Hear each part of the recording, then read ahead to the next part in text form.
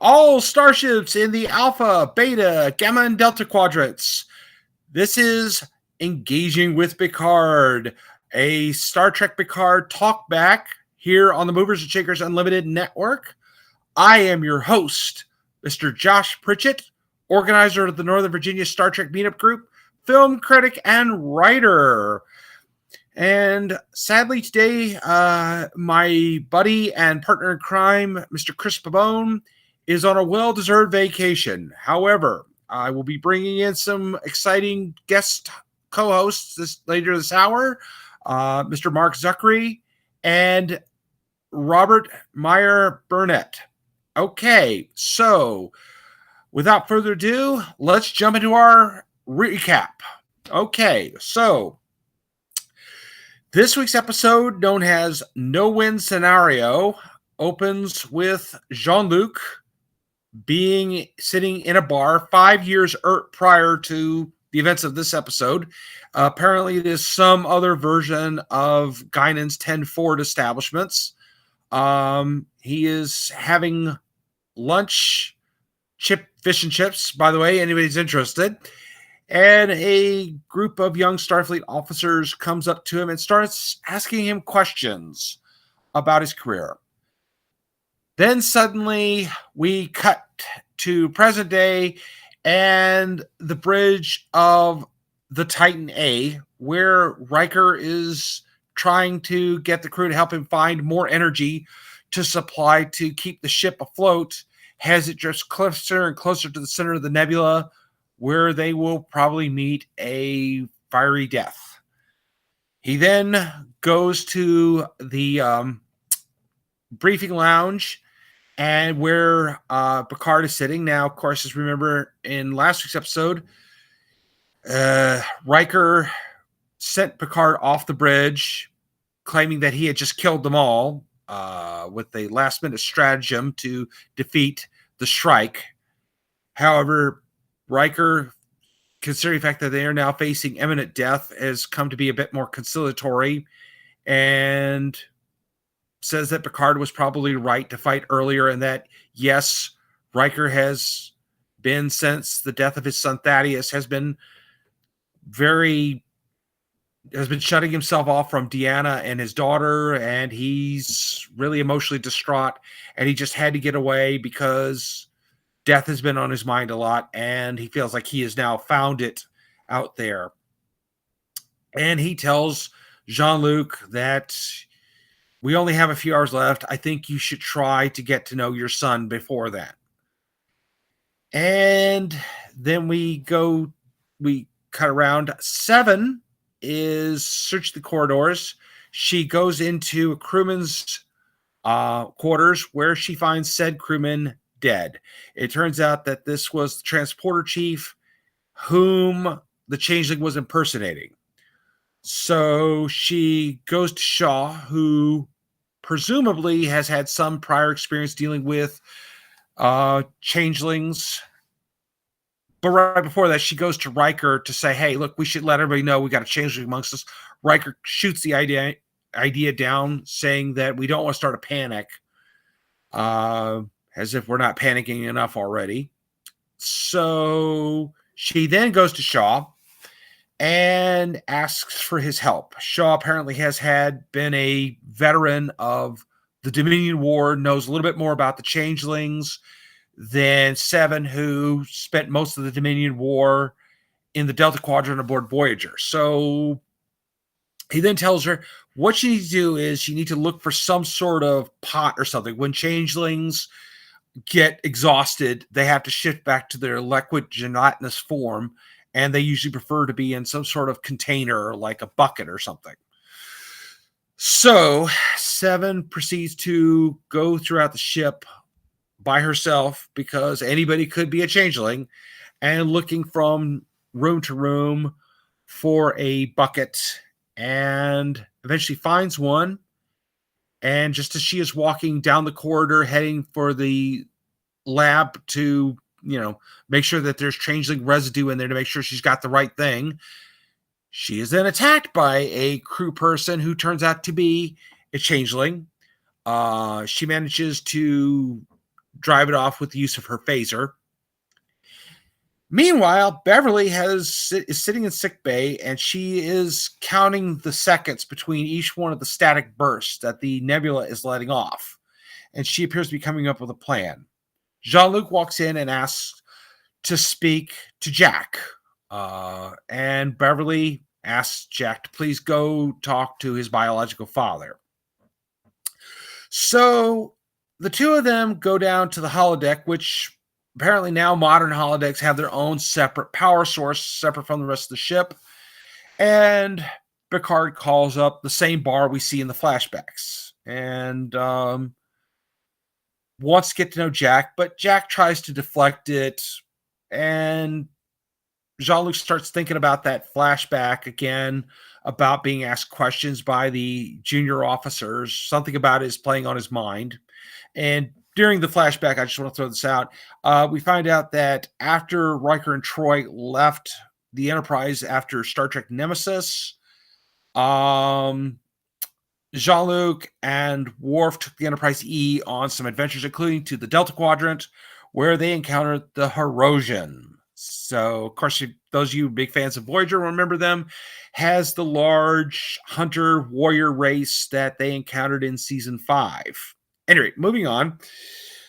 A number of other young officers have entered the holodeck and asked to join them because basically the reason this, as Jean-Luc explains with the new holodecks, is they have their own power source because in the event of calamity, everybody can just go in the holodeck and be somewhere pleasant while the end is coming.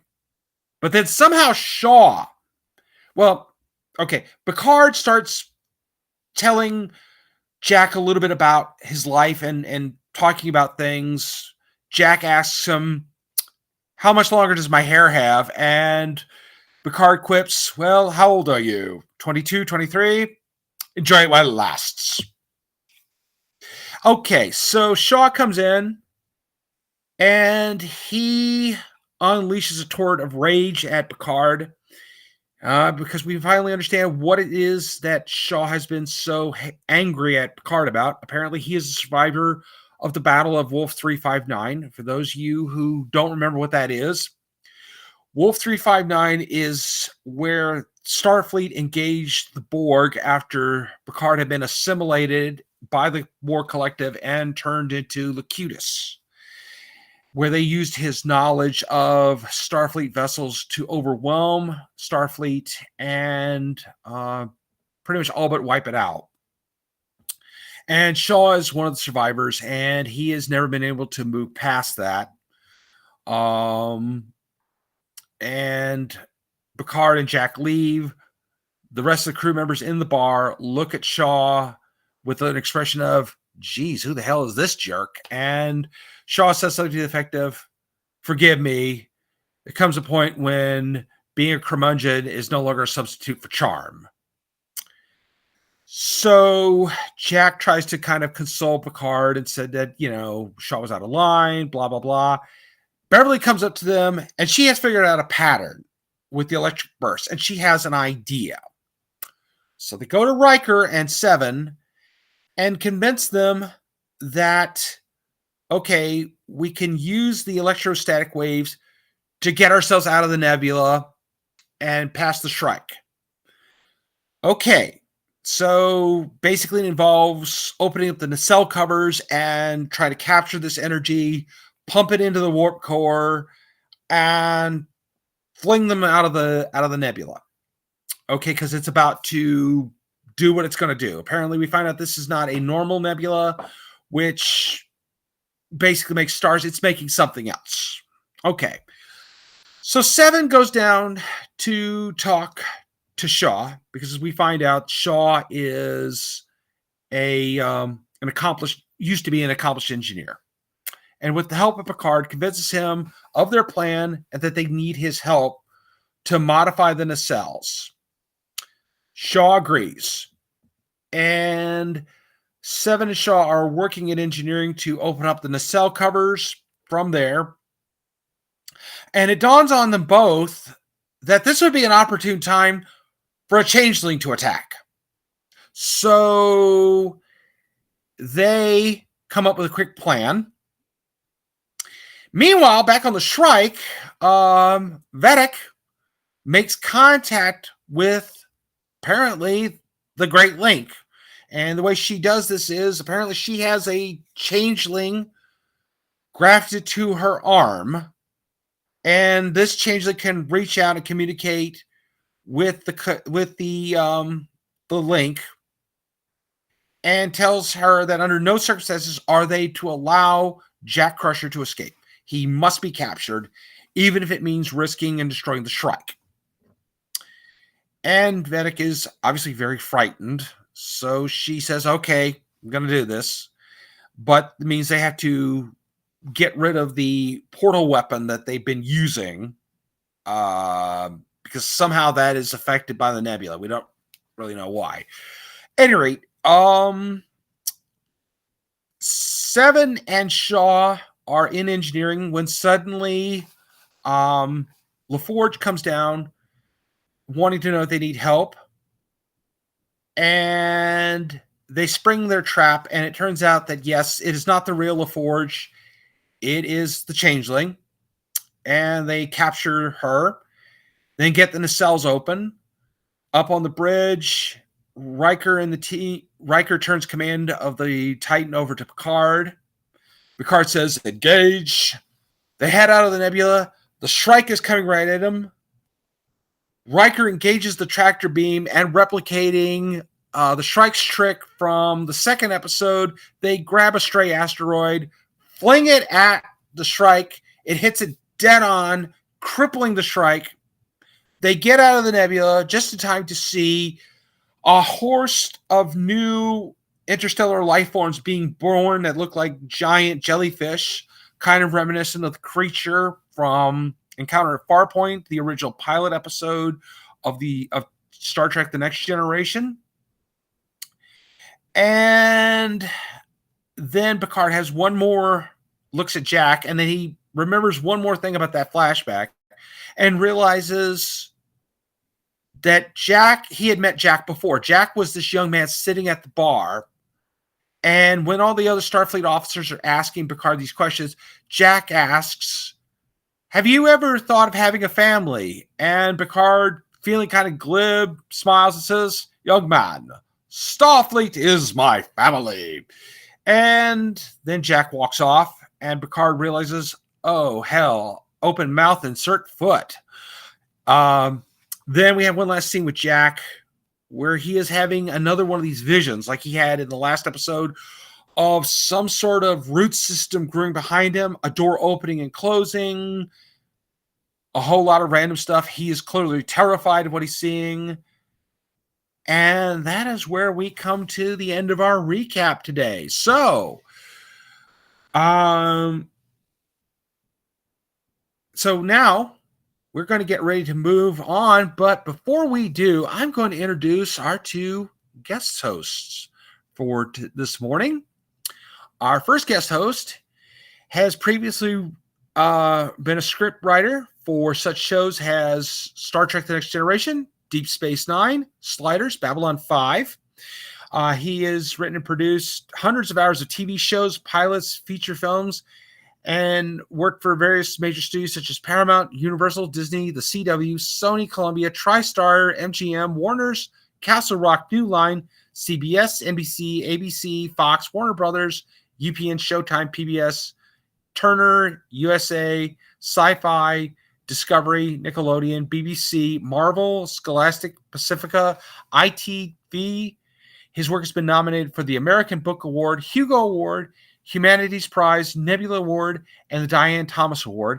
And he has won the prestigious Hamptons Prize, the Saturn Award, the Rondu Award, the Writers Guild Diversity Award, and the TV Guide Award, and the Lifetime Achievement Award from the Cardiff International Film Festival. Recently, he has founded Space Command Studios, a production company based in Los Angeles and London, dedicated to making TV shows and films that are socially relevant and inspiring. Among many projects currently in production or post, he and his wonderful wife Elaine are writing and directing and producing Space Command, an epic science fiction series, and The Showrunners Network, a slate of 6 TV series co-created with some of the top creator showrunners working in television, including those of The Expanse, Farscape, Defiance, Alienation, Sequest, and The Twilight Zone. In addition to his best-selling Twilight Zone companion, Magic Time trilogy, and Guillermo del Toro's Cabinet of Curiosities, he has just finished his new book, Greenlighting Yourself, published with Silman James. I am pleased to welcome Mr. Marc Zirkman. I'm sorry, Mr. Marc I'm sorry, we did try to do this. It's fine, Marc Zicree. It's fine. Yank the landing. Yes. Okay. Fine. Before we get started, I'm going to introduce our second guest host. Okay, in the past 27 years, our next guest has found himself traveling the globe, participating in just about every aspect of the film industry, beginning as a production assistant on the movie Leatherface, The Texas Chainsaw Massacre Part 3. He soon found himself as one of the management trainees at Warner Brothers, allowing him to observe the feature film production from the highest level of a major motion picture studio. He later brought that knowledge to Tony Gardner's special makeup effects shop, Alterian Studios, working on the likes of Army of Darkness, Cast a Deadly Spell, Sleepwalkers, and the Swamp Thing TV series. He eventually made his feature directorial debut in the 1999 award-winning cult favorite Free Enterprise, starring Emmy winners William Shatner and Eric McCormack, which he also edited and co-wrote. It took Best Feature and Best Screenplay at the AFI Fest. Beginning in 2000, he began writing, shooting, producing, and directing content for special edition DVDs and eventually Blu-rays. His award-winning work appears on the discs for Fantasia, The Emperor's New Groove, Snow White, Tron, Valley Girl, Star Trek V, and Shoot 'em Up. In 2002, he formed his production company, Ludovico Technique LLC, specializing in overseeing the content creation of huge overseas production. In 2009, Ludovico developed and produced its first feature film, The Hills Run Red, in association with Warner and Joe Silver's Castle Entertainment.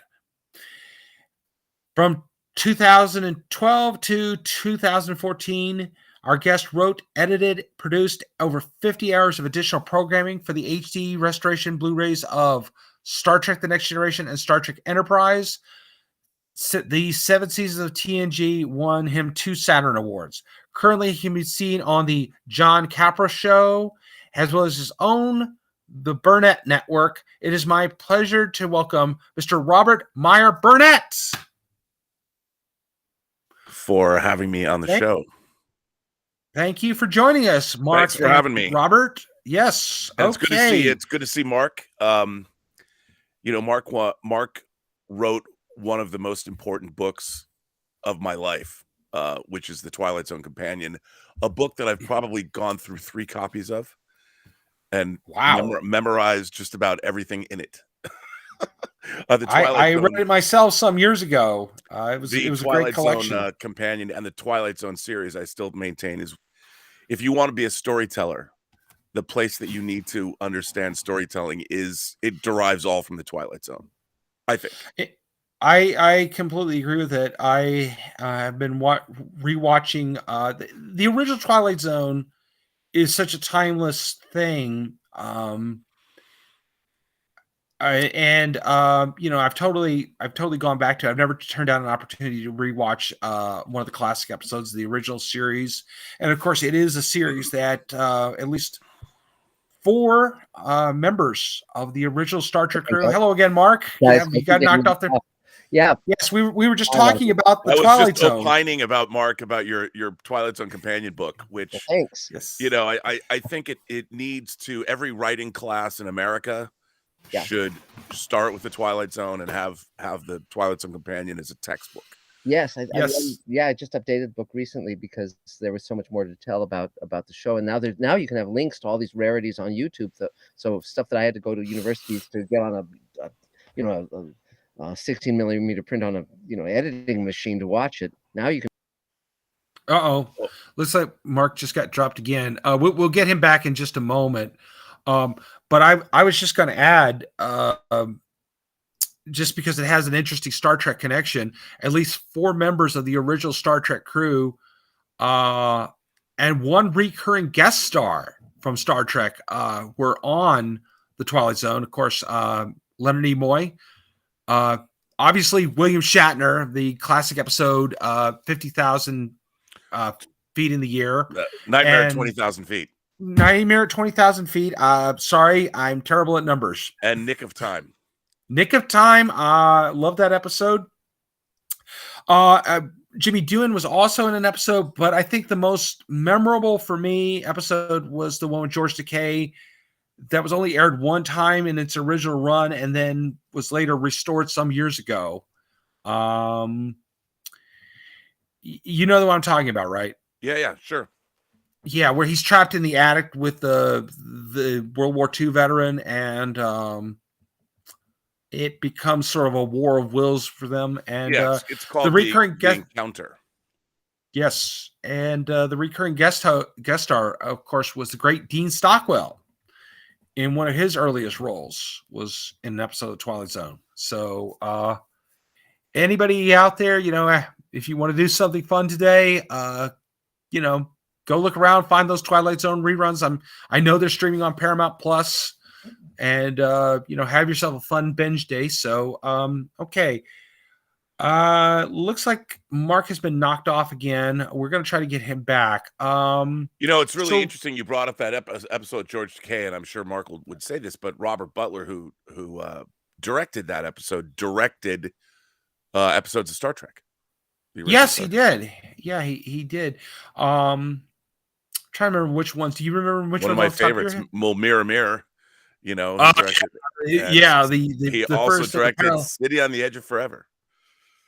Yeah, that's right. Yeah, I mean, both of which are true classics, and I think usually end up in most people's top 5 shows from the original Star Trek. We're going to try to get Mark's internet connection sorted out here. But Robert, I'm glad you're here, so you can join me in a little bit of a part of the show. I don't know if you've watched this before, but we are now entering a little segment of the show we like to call The Good, The Bad, and The Gorn. So if you are ready, would you like to share with us what you thought was best about this episode? Well, I think that what I thought was best about this episode was the emotional connections of the characters. I mean, from the opening sequence where Riker and Picard kind of apologize, or Riker apologizes and Picard apologizes to each other about their conduct on the bridge in the last episode. Riker explaining that one of the reasons that he was on this mission in the first place was he just the grief over the death of his son Thad was too much for him, and the idea that he's sort of lost hope. He's a man that is looking into the abyss, and the abyss is looking into him, and he finds no hope and no joy, and he had to leave because he was driving Deanna crazy, and he only to find himself in the same situation he was running from, which is what looks to be certain death, in the crippled Titan.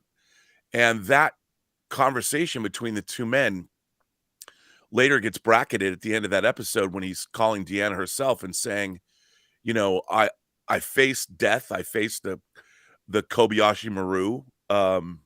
In a way, he doesn't say Kobayashi Maru, but he does, a no-win scenario. And by the end of that episode, he's come around and he's found hope. He saw the birth of these spacefaring life forms, and it restored his faith. And that's just one character. But then you had the character of Picard and Jack Crusher and their conversation, and you learn why Jack Crusher rejected Picard. Actually, he did, in fact, reach out and tried to have a connection with his dad, and then didn't, even though Picard didn't know he was doing it, Picard rejected those advances. So that was fascinating to look at. Then you have the action adventure elements of rescuing the ship and the fact that there's a saboteur, the changeling saboteur on board. So you see Seven and Shaw deal with that. And then eventually then when they have to get out of this no-win scenario, they're able to do that with the help of Shaw, jump-starting the Titan by opening up the nacelle covers and using the birth pangs of this nebula, which really isn't, it's more of an amniotic sac. It was just, to me, everything about this episode screamed the very best of what Star Trek is. Characterization, the awe and wonder of the universe, true drama and true pathos. And it really had something to say about the nature of humanity and who we are as people and what we want to be. And then there's the component of Vadic. We still don't know why Captain Vadic is hunting. Why does she want Jack Crusher? We don't know why. We learn that she's talking to superiors of some kind, and it's very mysterious. And so it's just a great yarn, and it harks back to everything that I think that we love about Star Trek. So, yeah, very exciting. I loved it. Yeah, it was pretty good. I liked I liked the whole Seven aspect. I mean, she was definitely moving the plot along quite nicely, going through the ship and investigating things, and then I did like that we finally explained, why Shaw is the way he is, and it is because he fought at the Battle of Wolf 359. Yeah. He's emotionally scarred by that. He's never been able to get over that. I do find it, and I'll get into this when we get to the Gorn part of this thing. I find it very odd that Starfleet would put a guy in charge, would give him his first officer would be a former Borg. I thought that was kind of odd, knowing his background.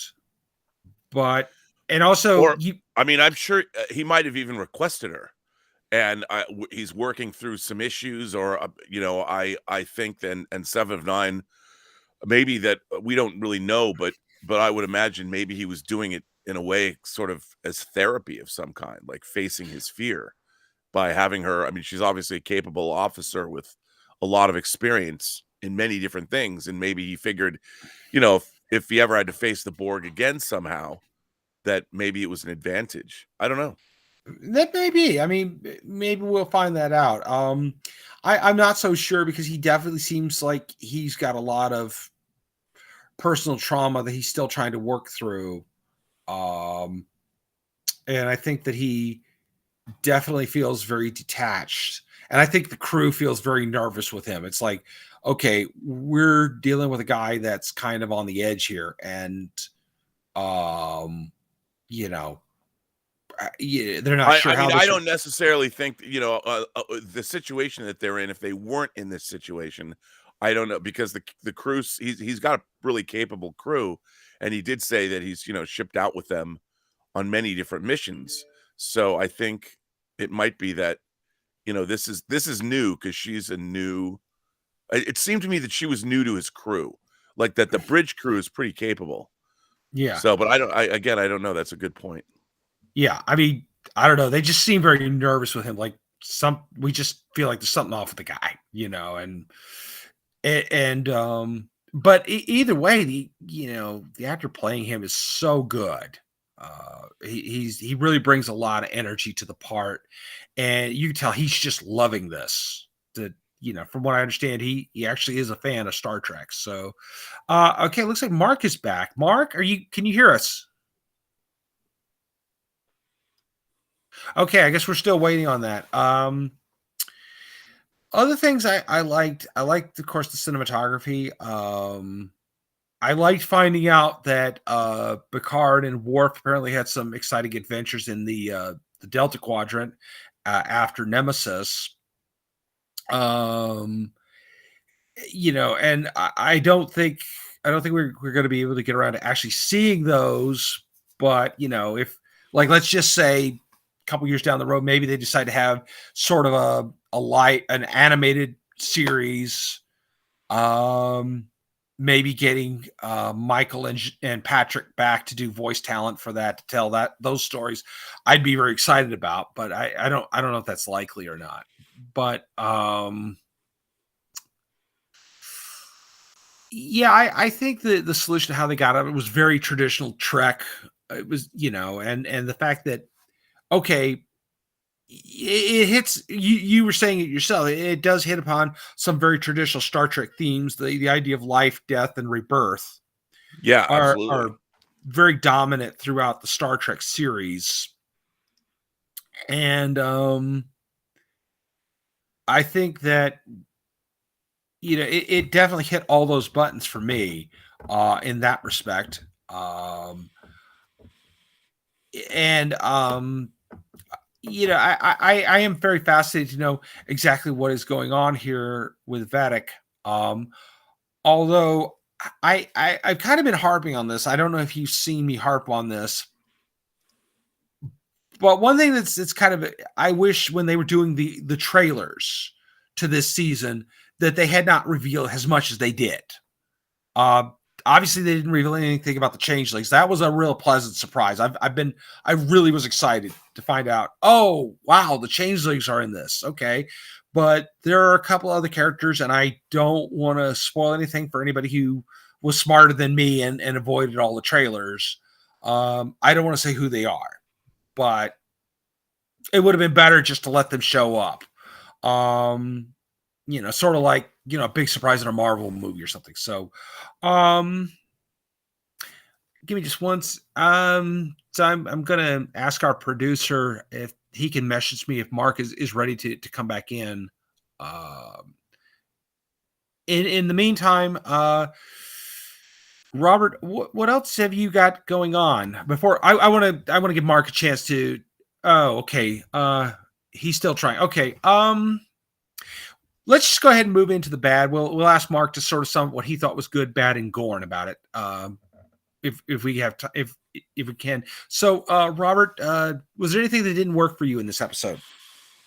Not really. I mean, I think it's, I've seen the whole season.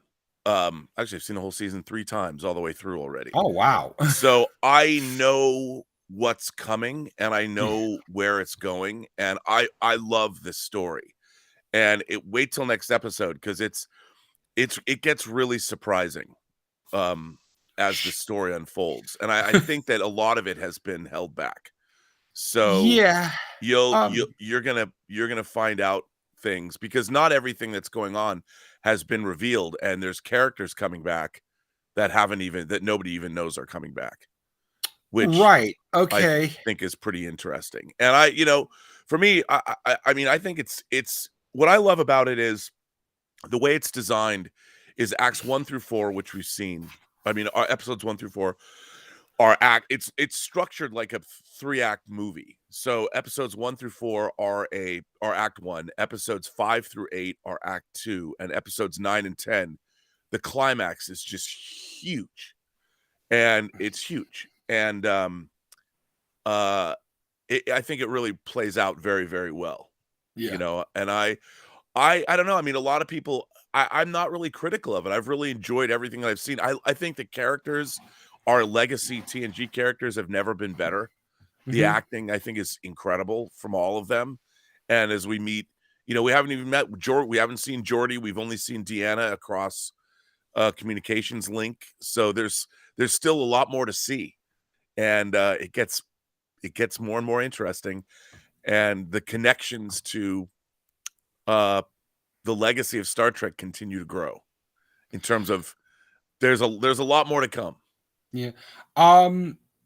Yeah, I was going to say one thing, and I didn't feel like the main story itself was moving along. It's just, we're kind of like, could we move, it seemed more like 7 was moving things along, and it seemed like, with the flashback scene, that could have been condensed down into one scene, maybe at the end or, at the beginning. But now that you've told me that, okay, Well, I'm but just also, gonna. I mean, the flashback scene too sort of defined Picard's. It was kind of a refresher of what a Starfleet crew does, and with him saying that, and because all of the crew, especially that bridge crew, I love the new bridge crew, the Titan. I love all those characters.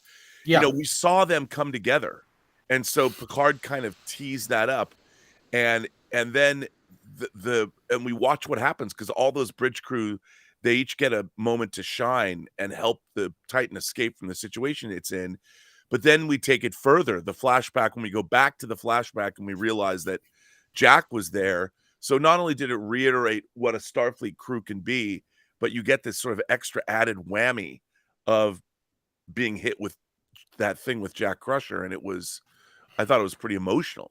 So Yeah. there's an emotional journey as opposed to a plot, necessarily just a plot journey, which I really am enjoying. Okay. Yeah. Well, since you've seen it all, and I don't want you to tell me anything else there. I won't. I won't ask any further questions on that. I think, though, the only other complaint I had was there was a distinct lack of Worfiness. Okay. I'm sorry. Yeah, Worf was not in this episode. Yeah. I am a huge Worf guy. Well, you can't receive it very well, but I am a huge Worf guy. My favorite character was back. The last 2 episodes, I was like all excited. Lack of Worf, kind of let me down a little bit there, but okay, never mind. There'll be more Worf this whole season, so I'm going to be really happy about that. And moving more into the Gorn, which is kind of where we sort of, do more of a deep dive into, aspects of the show. I think you're right. Yeah, there was definitely a lot of emotion there. The rawness of Shaw's rage, Picard's wanting to know, what if, this trying to get to know Jack before the end. I really like that. I mean, I think that even though I've made comparisons between this season so far and Wrath of Khan, because it definitely seems like there's a lot of elements. They're borrowing heavy from that, from Wrath of Khan. I think that we only got a couple of little scenes here and there between Kirk and David. And I think that they're trying to address that with Jack and Jean-Luc and trying to give them more of a moment. I'm liking that. Obviously Jack is very raw about, he's probably a little bit more raw than he's let on. And obviously he's like his father in one respect. This whole thing, all these visions he's having, he clearly does not want to tell anybody what's going on in his head. But clearly there's something going on and it scares the hell out of him. And I know you've seen the rest of the season, so I'm not going to ask you for predictions. I don't want any hints. I'm not going to tell you. Yeah, I don't do spoilers, man. So I think that, I'm interested to see what happens there. I think that really moved the plot a little bit. I definitely, I thought it was interesting. We're facing a William Riker that is a lot older than the bravado younger man that we knew 30 years ago, who was, a young guy, and now he's older and he's dealing with his own mortality because he's just had the cruelest thing that could have happened to anybody happen, and that is the death of his own child. And how we didn't realize when we saw him and Deanna again in season 1, how much that was still bothering him. He clearly was still having a lot of raw emotions about it, and that he had not dealt with. So how did you think about that? Well, you mean in terms of, in terms of Riker? Well, what do you mean? What do you mean about that?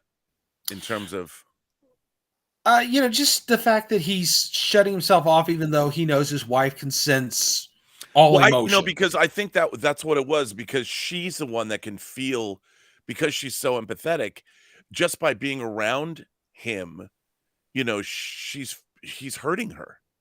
His Yeah. emotional state is painful to her, Yeah. because she feels the despair and that darkness that's in him all the time. So I thought that was really actually kind of poignant, in a way, because we all do that sometimes to people that love us. We close ourselves off and we can't speak to them, and we don't know how to convey our emotions. But when you're with an empath, she can feel all those things, and Mhm. and I can't imagine how that was harmful, that hurt her.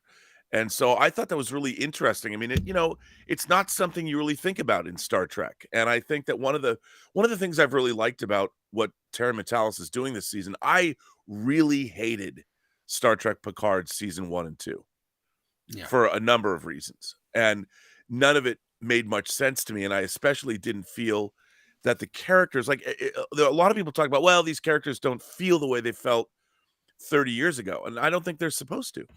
And I think one of the reasons that I love this season so much is these characters feel like they've moved on, like we're truly catching up with them 30 years later. Like, I did not believe that Jean-Luc Picard would ever go back to his chateau and write books.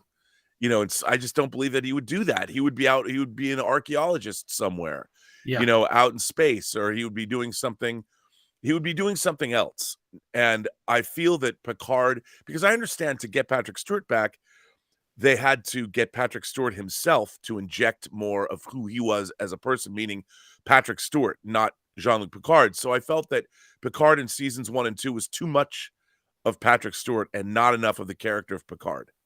But I think this season, I feel like, especially at the end when he finally is in the captain's chair and says engage as they're getting out of that nebula, quote unquote nebula. And I felt like, okay, to me, it's like reading I read a lot of Star Trek novels, and this feels like a really good Star Trek novel to me. And as the season unfolds, because what's really interesting is we haven't even seen, like, we know they're after Jack, but there's something larger that's happening that nobody even gets yet. They don't understand. There's a larger picture here that has not revealed itself. And when it starts to reveal itself, it's quite cool. Um, and I just really have been enjoying the characterization of everyone. Yeah. And I love that. And I love the character like Liam Shaw. He's kind of like a dick, but he's good at he's really good at what he does. He knew how to fix those nacelles. Even though we don't like him, you kind of get to like him more and more. And he saved the ship this episode. Yeah. So I really like that. I kind of feel like with Shaw that he's a much better engineer than he is a starship captain, but I don't know exactly what was going on there. Did he want to be promoted to captain, or was he just happier being an engineer? It definitely seemed like in that scene he was a lot happier as an engineer than he was being a captain. So maybe that's an aspect of the show where we'll see later on.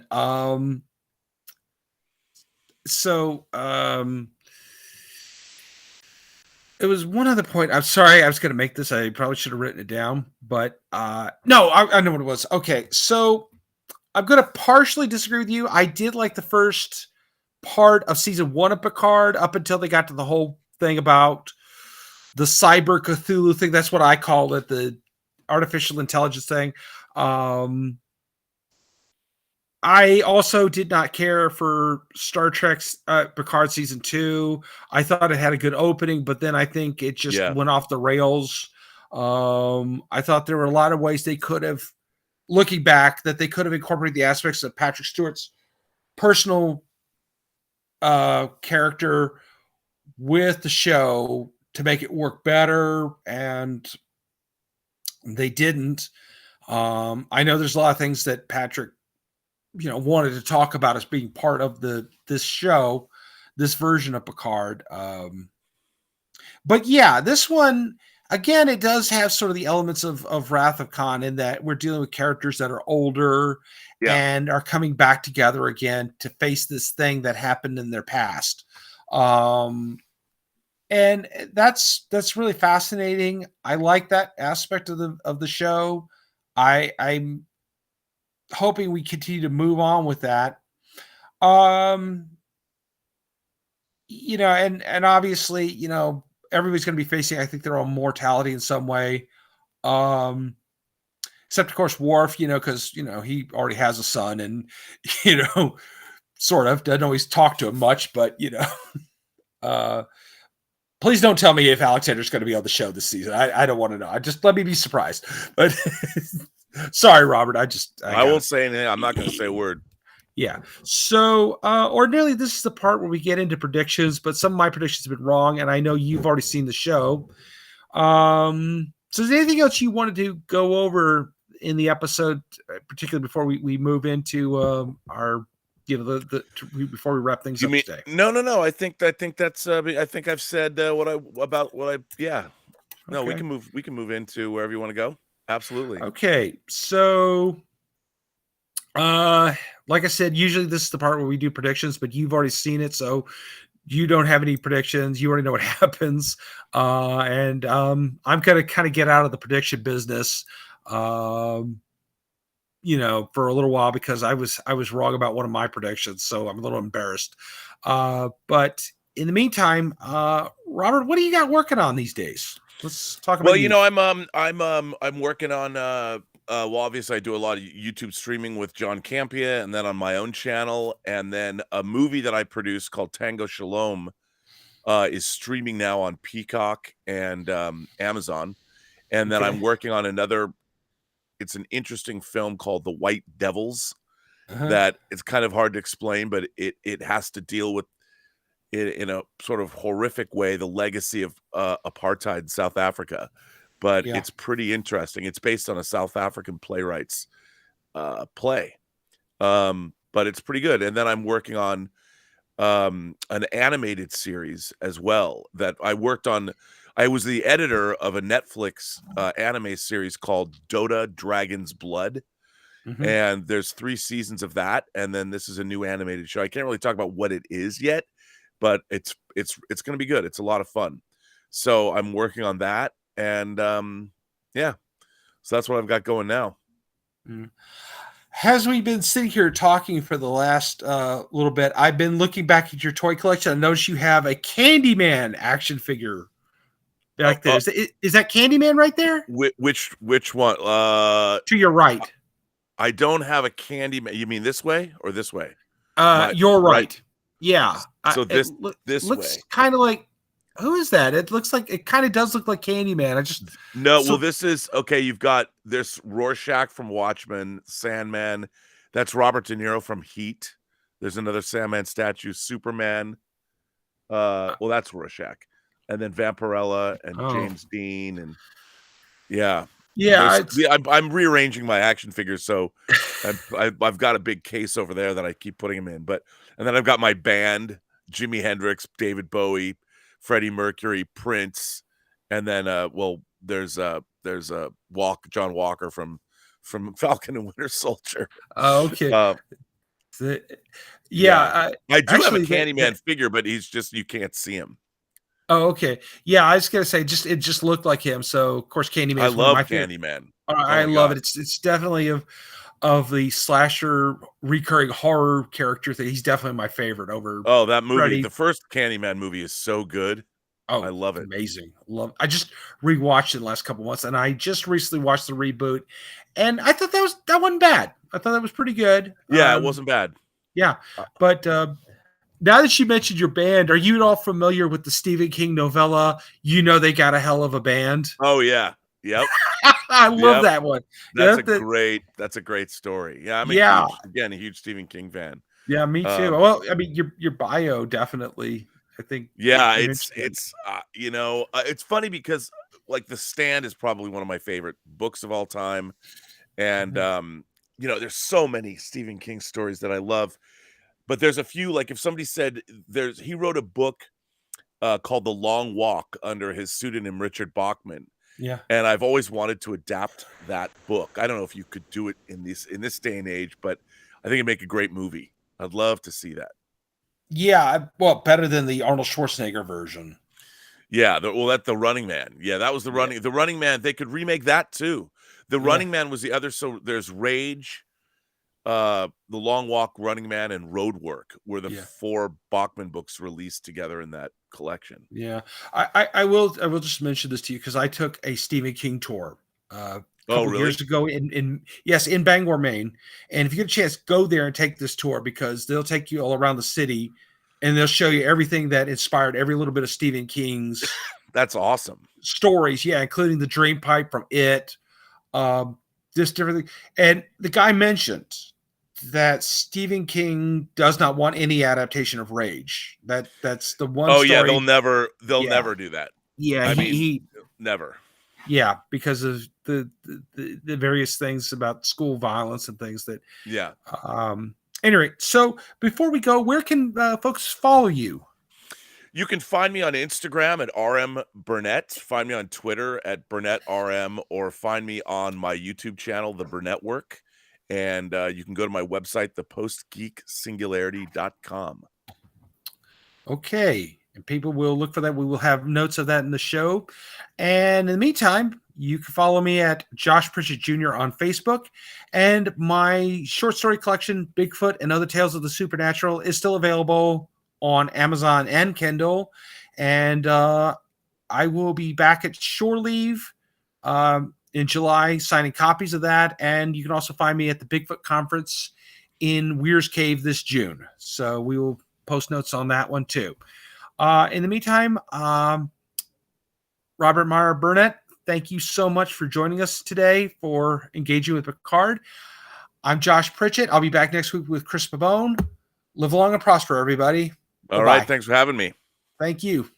Thank you for coming. Bye-bye, everybody.